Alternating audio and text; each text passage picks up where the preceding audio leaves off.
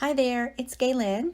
I'm back again with Unity Stamp Company showing how to make blended watercolor on flowers.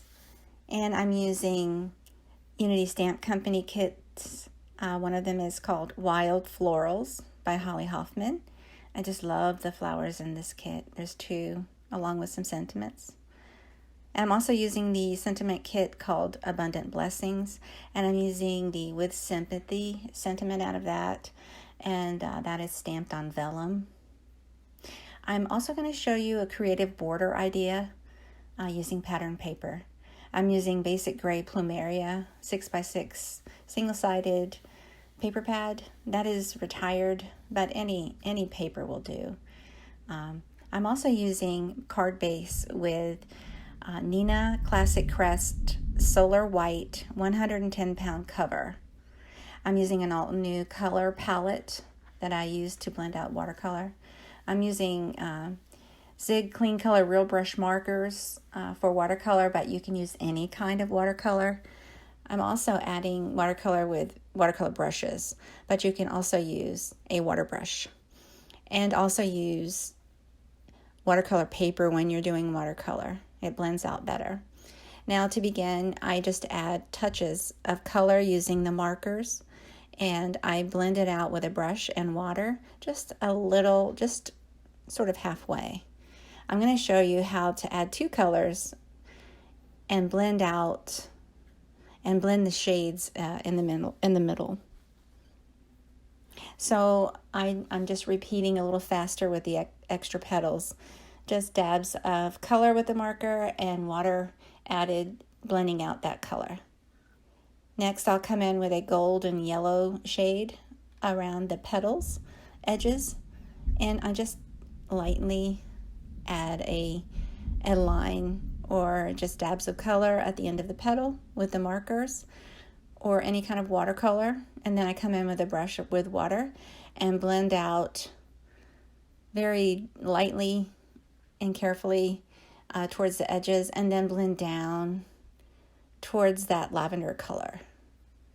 And you can see it's more of a seamless look to the flower. It's like a variegated flower look. I love that. And again, I'm speeding it up a little bit just to show a little bit of blending. I'll show you a little more blending.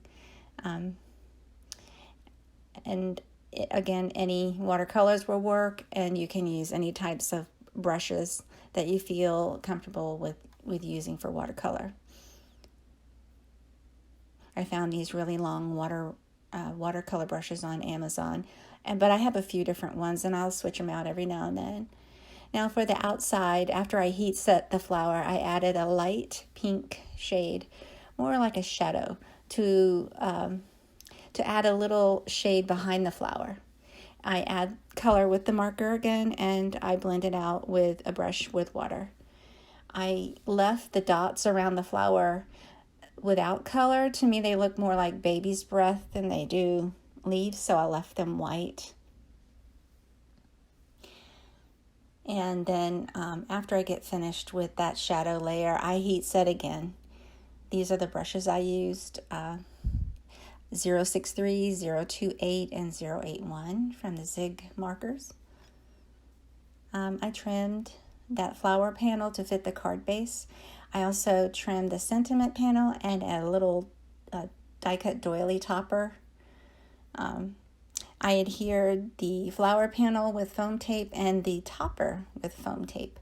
I like to put toppers on upside down just so that I get it close enough to the edge. And it looks nice that way. It also, you could see it lifts off the page a little. I like that.